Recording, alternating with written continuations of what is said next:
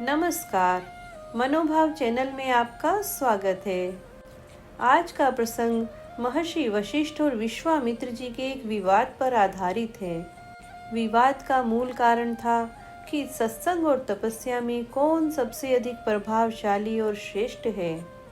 एक कथा के अनुसार एक बार वशिष्ठ जी विश्वामित्र ऋषि के आश्रम में आए। वहां इनका बड़ा आदर सत्कार और आतिथ्य सत्कार किया गया।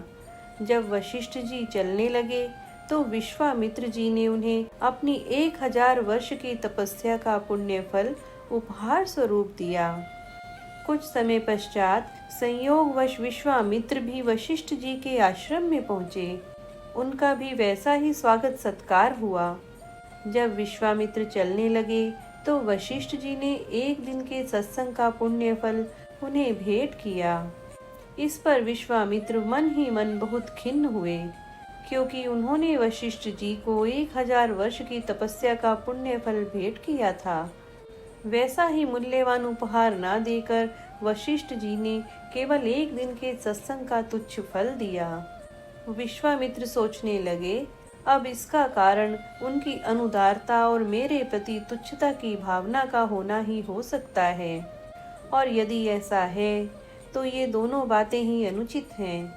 अब इस बात पर ऋषि विश्वामित्र से महर्षि वशिष्ठ का विवाद हो गया कि तपस्या बड़ी है या सत्संग। विश्वामित्र जी का कथन था कि उन्हें तप के बल पर सिद्धियां प्राप्त हुई हैं, इसलिए तप का महत्व अधिक है।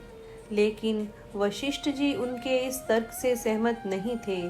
उन्होंने कहा, सत्संग अधिक श्रेष्ठ है। वशिष्ठ जी विश्वामित्र के मनोभाव को भांप गए थे और उनकी शंका का समाधान करने के लिए विश्वामित्र को साथ लेकर विश्व भ्रमण के लिए चल दिए। चलते चलते दोनों ब्रह्मा जी के पास गए और उनके सामने आकर अपना प्रश्न पूछा। तो ब्रह्मा जी ने कहा, मैं इस सृष्टि के निर्माण कार्य में लगा हूँ, अतः आप दोनों विष्णु जी के पास जाइए।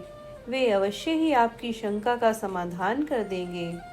ब्रह्मा जी के कथनानुसार मुनि विष्णु जी के पास गए और अपना संशय बताया। तो भगवान विष्णु ने विचार किया कि दोनों महर्षि अपनी अपनी बात पर अड़े हुए हैं। ऐसे में अगर मैं तप को बड़ा कहता हूँ तो वशिष्ठ जी के साथ अन्याय होगा, और सत्संग को श्रेष्ठ स्थान देंगे तो विश्वामित्र जी रुष्ट हो जाएंगे।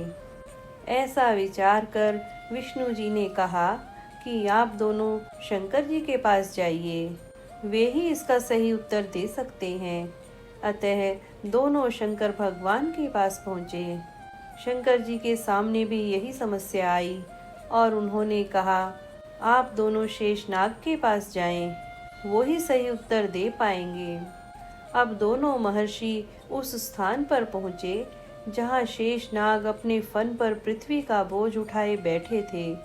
दोनों ऋषियों ने उन्हें प्रणाम किया और उनके समीप गए।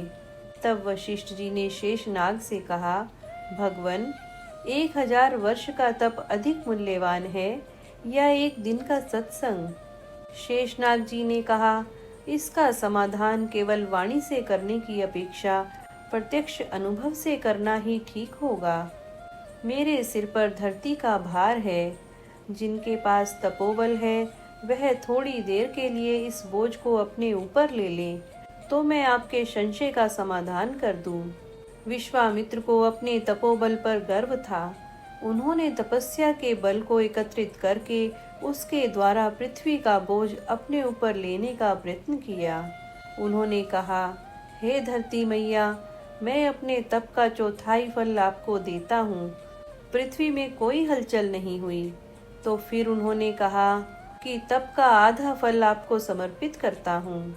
इतना कहने पर भी पृथ्वी हिली तक नहीं। अंत में उन्होंने कहा कि मैं अपने संपूर्ण जीवन के तप का फल आपको देता हूँ। पृथ्वी थोड़ी हिली, हलचल हुई और फिर स्थिर हो गई, पर वह उनसे जरा भी नहीं उठी।